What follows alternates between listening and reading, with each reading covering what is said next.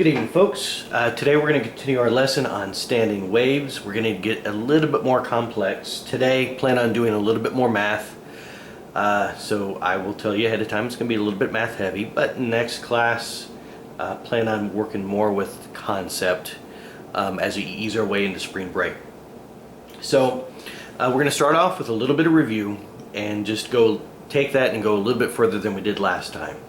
And so a couple things just to help you guys see what we're doing here. Reminders: when we talk about N is the number of the harmonics, F stands for frequency, V is the wave speed or the wave velocity, L is the length of the string, and lambda, the Greek letter lambda, is the wavelength. And just as a reminder, we already have these formulas.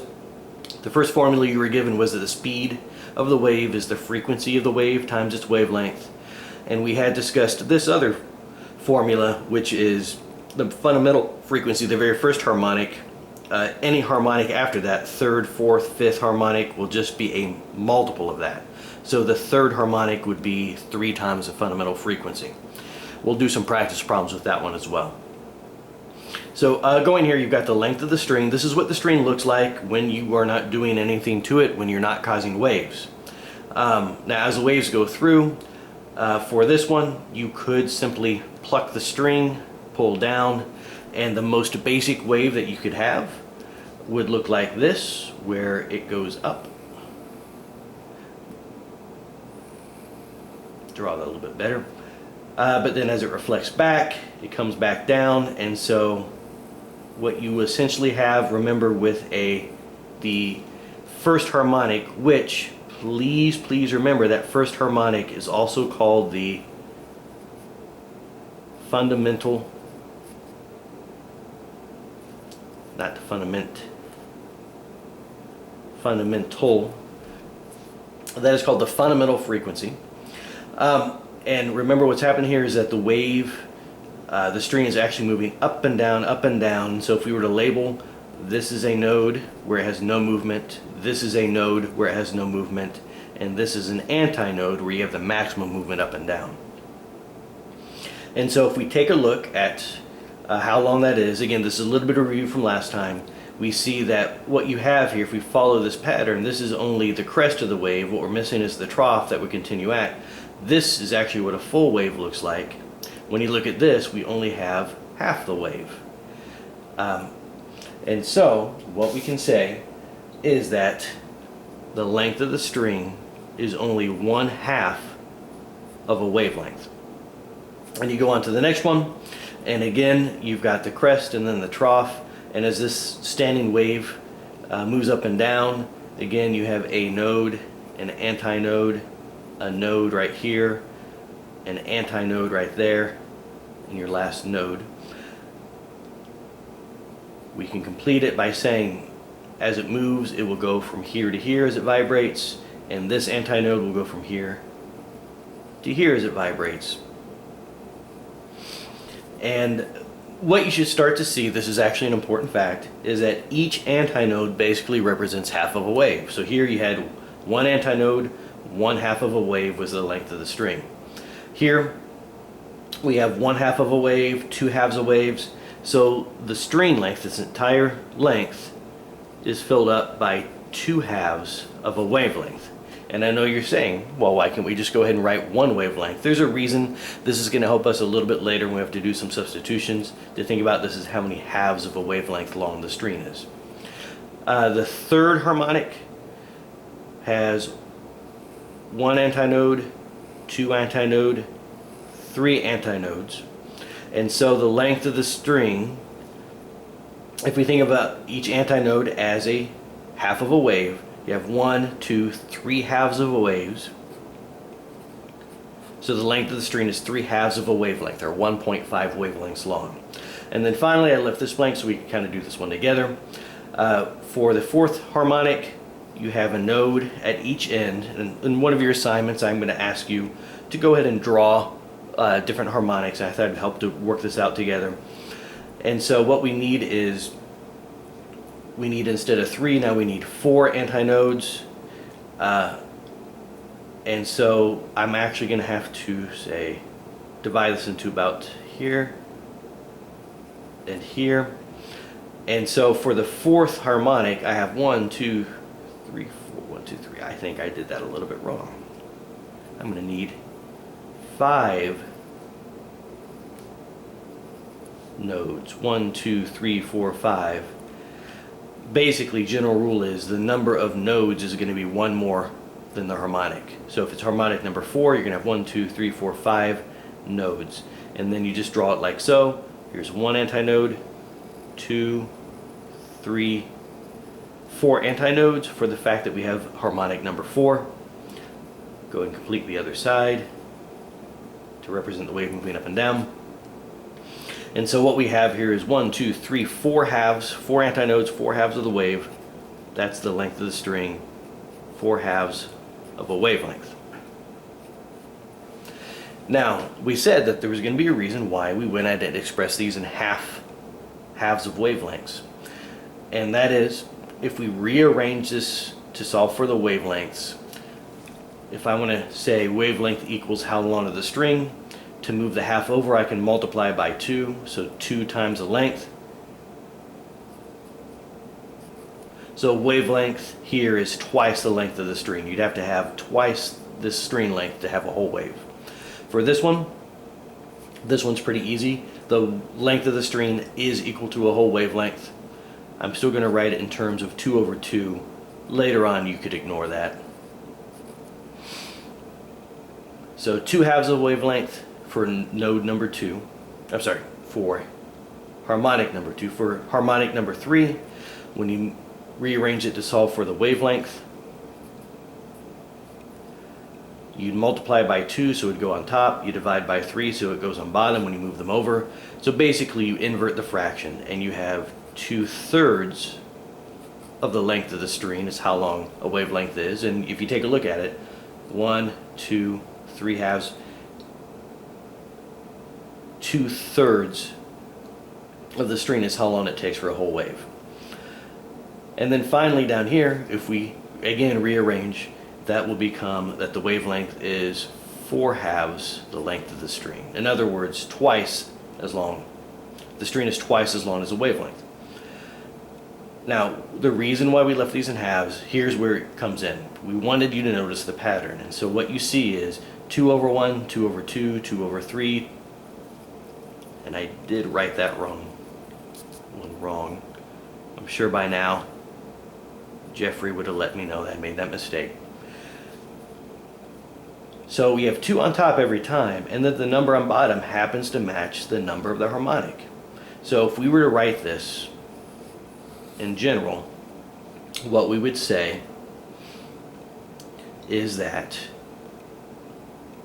the wavelength of whichever harmonic you're on would be 2 times the length of the string divided by the harmonic number. So there is another important formula that you can use. This is a way to express the wavelength in terms of the length of the string and which harmonic you're talking about. Now, where this really comes into play is when we go ahead and we're trying to find the wave speed or rearrange for the frequency. Sometimes you don't have the wavelength itself, but you can count how many waves there are and you can see how long the string is. So we can actually substitute this in for the wavelength. So that's basically going to work as follows. We have that the wavelength is equal to twice the length divided by n. And so we're going to substitute right here for lambda. We're going to put in this value. So what you end up with is that the wave speed could be rewritten as the frequency times, and instead of the wavelength, we're going to substitute in what the wavelength stands for, twice the length divided by the harmonic number. And if you want to write that a little bit nicer, you could write it like this: wave speed equals frequency, or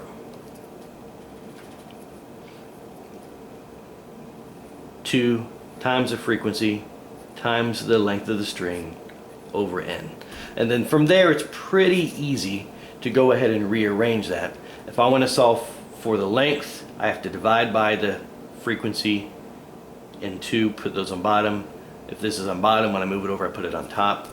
But if I'm going to be honest with you, the one that you mainly might need to rearrange this to, we'll go ahead and circle that because that is a full rearranged version. We got this important equation,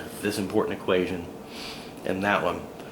If I rearrange it for frequency, I would take the 2 in the length, I would divide to move it to the other side, so that would be velocity divided by twice the length. To move the harmonic number over, I have to multiply, and what you would have left on the other side is the frequency. So this is just a rearranged version of that one. So we're actually going to use these to solve a couple of example problems, and then you have an assignment listed on Canvas. It's a series of questions. A few of them are concept questions and a few of them are mathematical problems like these. So let's go ahead and take a look at that. Here are your practice problems. So the first one discusses the third harmonic on one of the strings on a guitar is 660 hertz. So it vibrates 660 times a second. What is the fundamental frequency? And so if we underline what we have, the third harmonic, well, that tells you that you're at n equals 3. 660 hertz, that is a frequency. And then it wants to know the fundamental frequency, and remember the fundamental frequency is the frequency of the first harmonic. So we're looking for basically the first harmonic.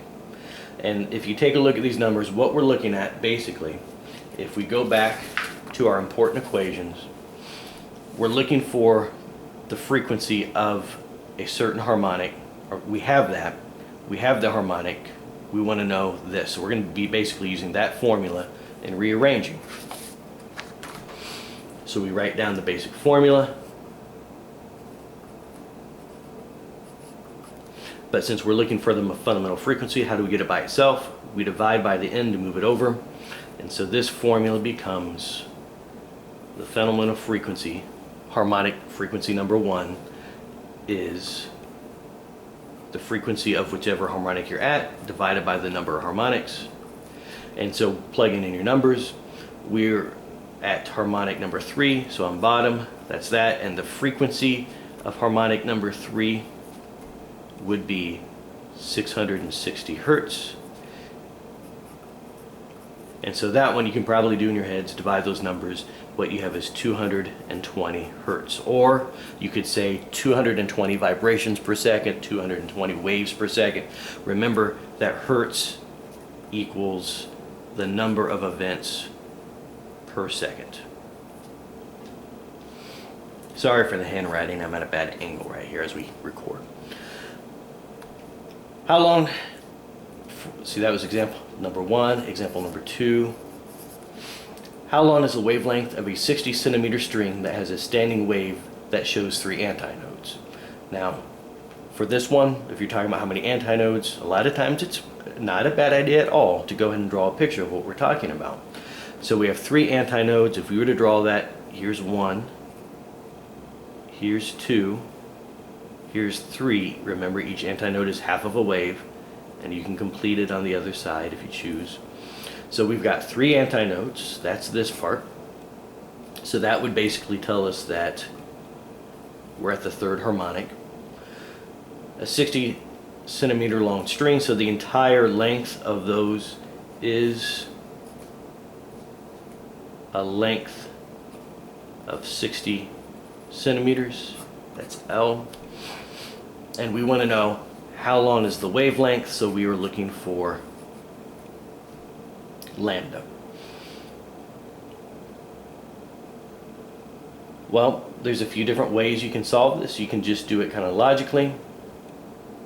You can say, hey, one wavelength is 2 of these. You could do a little bit of logic there and try to say, well, that's 2/3 of the entire string. And the math that we have does basically go along with that. One of the equations that we've given you today is that the wavelength of any harmonic is twice the length of the string divided by the number of harmonics. So in this case,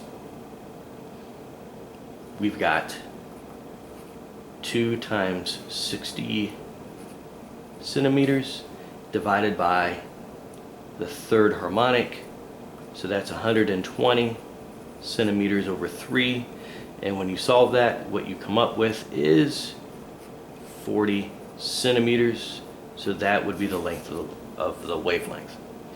Now for the last example problem, we have a violin string. It's 0.32 meters long, which is 32 centimeters, and its fourth harmonic happens to have a frequency of 1,760 hertz.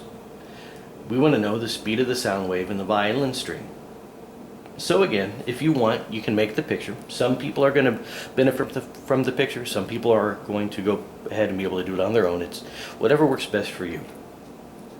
So we're going to list a few things here. We have the length of the string. We have the fourth harmonic, so that's n equals 4. This was the frequency of the fourth harmonic.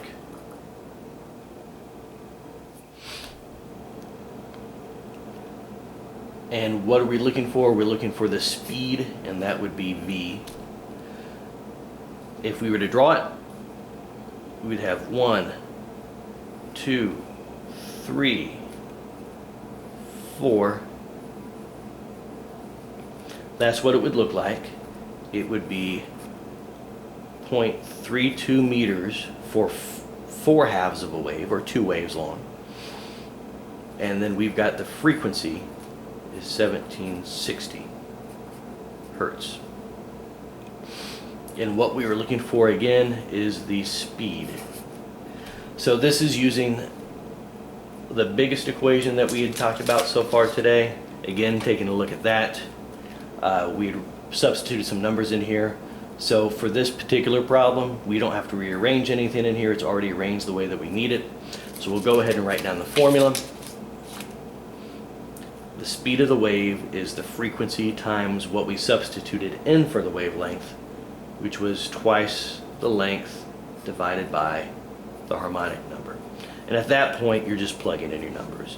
You've got 1,760 hertz. Now, when you're combining hertz and meters, a lot of times it's best to go ahead and write hertz as how many times per second, and you multiply that times twice the length of 0.32 meters.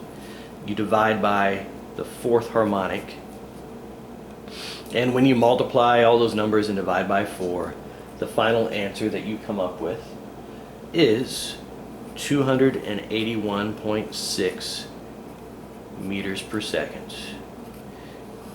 Now, I believe this is true. I actually tried to look up this value. This is something that I could not find an actual number for, but when you do take a look at the frequencies of one of the strings on a violin, its fundamental frequency is 440 hertz. So it's the fourth harmonic would be 4 times that frequency. And you can also look up the length of the violin string to be about 0.32 meters. And so basically this is something that I have not been able to find a number for online, but using what we've learned, we were actually able to calculate the true speed of the violin, at least what I hope is the true speed of the sound in a violin string. In this case, it's actually the A string on the violin. So at this point, underneath the video on Canvas, you should be able to see a link to your assignment. You've got a series of questions there, and we want to have you go ahead and get started on those. For some of the questions, you're going to be using the ideas of velocity is frequency times wavelength, or that the fundamental frequency times the harmonic is the frequency of whichever harmonic number you're at. And then a few of the problems have these more complicated arrangements. As always, if you have questions, you do need to contact me. I do not want anybody feeling like they're lost and can't do anything. I've answered the questions that have come to me, and I look forward to hearing from anybody else who has any questions. Good luck, and talk to me if you need to.